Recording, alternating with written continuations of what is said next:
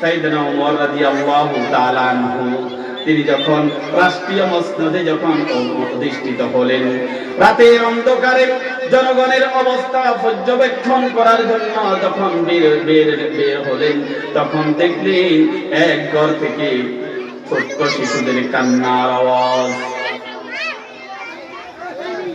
ঘরে ঢুকলেন,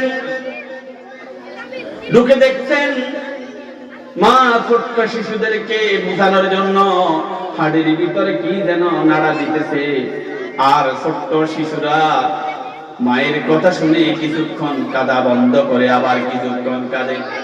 সাইয়েদনা ওমর তিনি নিজের পরিচয় গোপন করেন, ভিতরে ঢুকলেন আর মাকে বললেন, মাগো মা, তুমি কে? তুমি তোমার ছোট্ট সন্তানদেরকে এইভাবে তুমি ধোঁকা দিচ্ছ।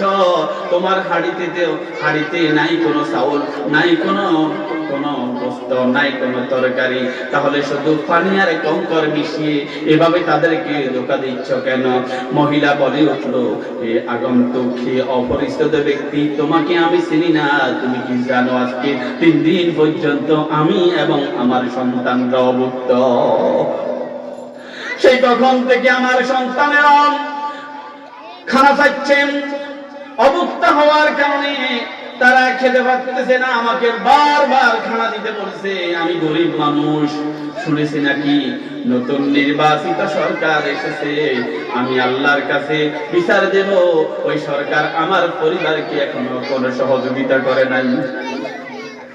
খলিফা ওমর নিজের পরিচয়টা গোপন করলেন। আসেমকে বলেন, আসেম চলো। নিজের পিএসকে নিয়ে খাদ্য গোদামে চলে গেলেন আর বললেন, আসেম ওই ময়দার বস্তাটা আমার মাথার উপর তুলে দাও।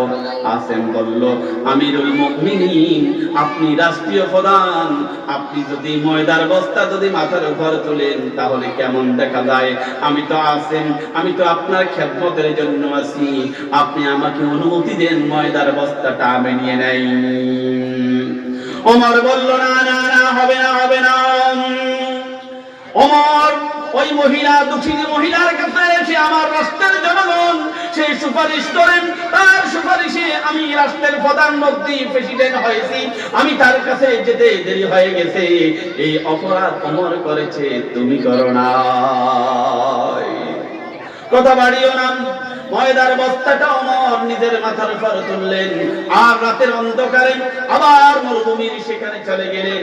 গিয়ে ময়দা থেকে আটা বের করলেন, খামির করলেন, রুটি বানিয়ে ওই সন্তানদেরকে খাওয়াইয়া মহিলার কাছে বলতেছেন, মাগো, তোমার কাছে আমি আসতে দেরি হয়ে গেছে, তুমি আমাকে মাফ করে দিও। এমন যদি হতো আমার দেশের শাসক হতো ওমরেরই মতো, হতো আবু বকরের মতো, বলেন ঠিক কিনা?